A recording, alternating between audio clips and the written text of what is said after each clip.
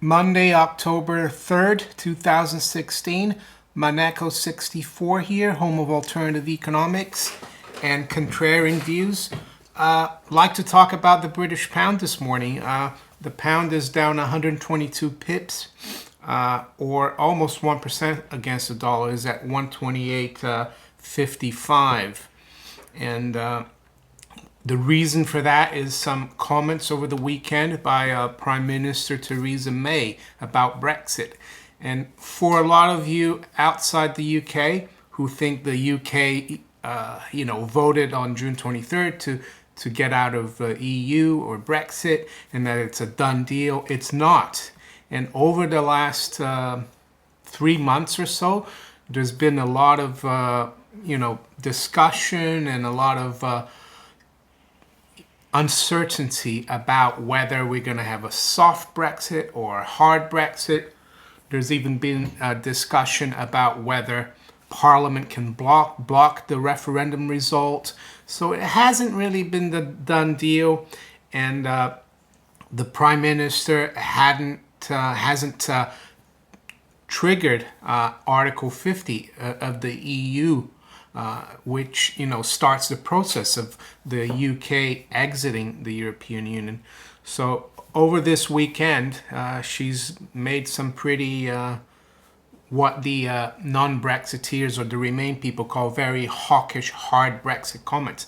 And I quote from an FT article here this morning. It says, Theresa May sets Brexit course away from EU single market. And the sub headline is Prime Minister imposes March deadline for Article 50 and vows control of borders and law. You see, a lot of people had been expecting the negotiations to be a bit of a soft exit from the EU to keep the single market, to keep movements of people, but it looks like Theresa May is setting the country for a real exit from the EU, and that's what the people voted for, to get out of the EU, to have control over, for the UK to have control over its own laws, and that's it. So I quote a little bit here from the article. It says, Theresa May has set Britain on course to leave the EU by 2019 in her first major speech on Brexit, saying that the UK would become a fully independent sovereign country, the clearest sign yet that she wants a clean break from Europe's single market. And it goes on to say, the Prime Minister told cheering Conservative supporters at the Tory party's annual conference that Britain would insist on taking full control of immigration and refuse to accept the jurisdiction of the European Court of Justice. Well, that makes sense to me. A lot of people have been hoping that wouldn't happen. So yeah, the pound this morning then taking a hit after this. Short term, I guess the pound could go lower, and I think the other reason for the pound going lower has more to do with the SDR.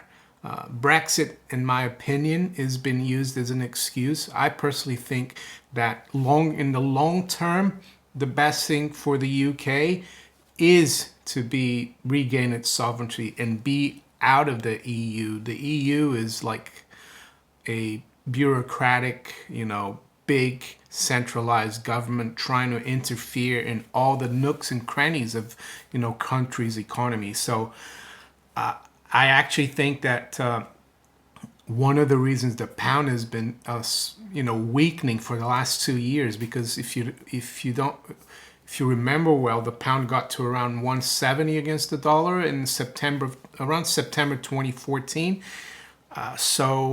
And just before Brexit, we're trading around 148, 155 area. So it had already come down. So I think this is just a devaluation because the UK's got so much debt, and the fact as well that the new SDR that started just on Saturday this week, with the U1 being included in it, the biggest hit in terms of percentage of the basket was the British pound.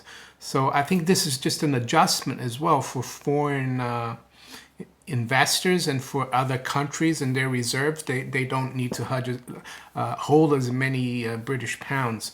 And in my opinion, that's one of the big reasons why the pound's been devalued as well. And it helps this country, carry, the debt load we have. It makes the pound worth less, and it makes foreign currencies worth more. It helps us pay our debts here. I'm not saying that's right. That's why I've told people, and I've been telling people since 2002 to buy physical gold and silver. I've been telling colleagues, friends, and they've done it. Family, some people, I've seen comments on my videos. They say, oh, this guy's a shill. He's copying other people's work. But that's not true. If anything, people are following me. I've been, on this crusade for sound money for, over almost 15 years now. So, for people who have British pounds, not good. But if you have some gold and silver in the UK, you're doing all right. So I'm going to show you now a chart of the pound. And you can see in June 24th, the big move down in the pound.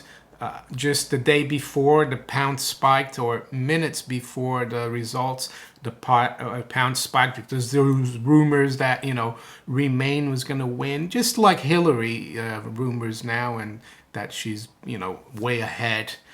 And then the truth came out with the poll results, and look, when we dipped all the way almost to 132 straight away. That's just that big drop.